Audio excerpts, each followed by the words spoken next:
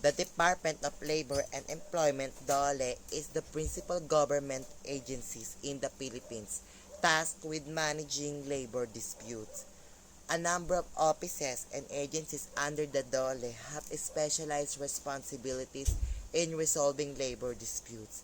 The organization involves are broken down as follows: National Labor Relations Commission (NLRC), Unfair Labor Practices Termination Disputes, and the interpretation or application of labor laws and collective bargaining agreement are among the labor law and management disputes that the NLRC, a quasi-judicial body, resolves. Regional offices of DOLE. DOLE has regional offices in various parts of the country. These offices handles labor disputes at the regional level and assist workers and employers. Office of the Secretary of Labor and Employment. The Secretary of Labor and Employment oversees the entire department and may exercise jurisdiction over cases involving national interests or those that are highly sensitive. National Conciliation and Mediation Board (NCMB). The NCMB is responsible for promoting voluntary modes of dispute resolution, such as conciliation and mediation, to prevent labor disputes from escalating into strikes or lockouts. The Philippine Overseas Labor Office (POLO). POLO is responsible for promoting the welfare of Filipino workers overseas. It assists overseas Filipino workers (OFWs) in resolving labor disputes and other issues. Labor arbiters. Labor arbiters are officials appointed by the Secretary, cases assigned to them.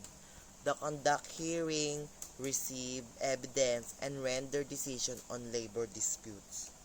Bureau of Labor Relations (BLR). The BLR promotes labor management cooperation, handles labor disputes, and provides conciliation and mediation services. It also assists in the registration of union and the conduct of certification election.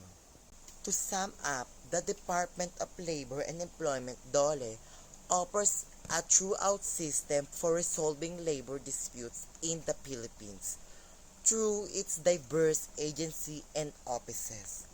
The objective is to guarantee equitable treatment of laborers and foster positive working relationship between employers and employees. Below is a summary of the different kinds of labor disputes that are usually heard at each agency, along with information on how decision can be appealed.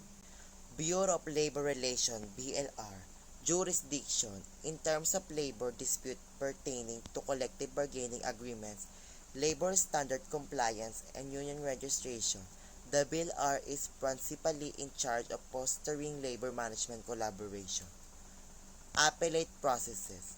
Labor and Employment shall provide a response to the decision within 10 working days, unless it is appealed on certiorari to the Court of Appeals. The Secretary's decision is final and executory. National Labor Relations Commission (NLRC). Jurisdiction. The interpretation or application of collective bargaining agreement dispute involving termination, unfair labor practices, and other labor disputes fall under the purview of the NLRC.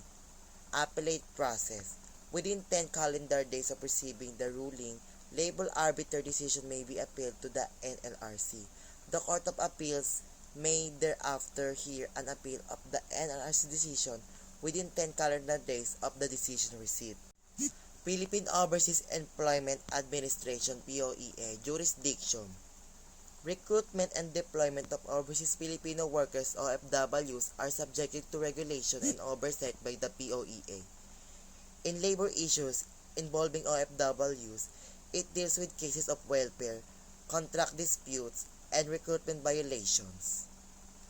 Appellate process. Within 15 days calendar of receiving the decision, an appeal of POEA decision may be made to the Secretary of Labor and Employment unless it is appealed on certiorari to the Court of Appeals. The Secretary's decision is final and executory. In general, appealing decisions rendered by these bodies entail submitting an appeal within a given time frame and adhering to the guidelines. Generally, the Department of Labor and Employment's higher authority hear appeals, though occasionally the Court of Appeals also hear them.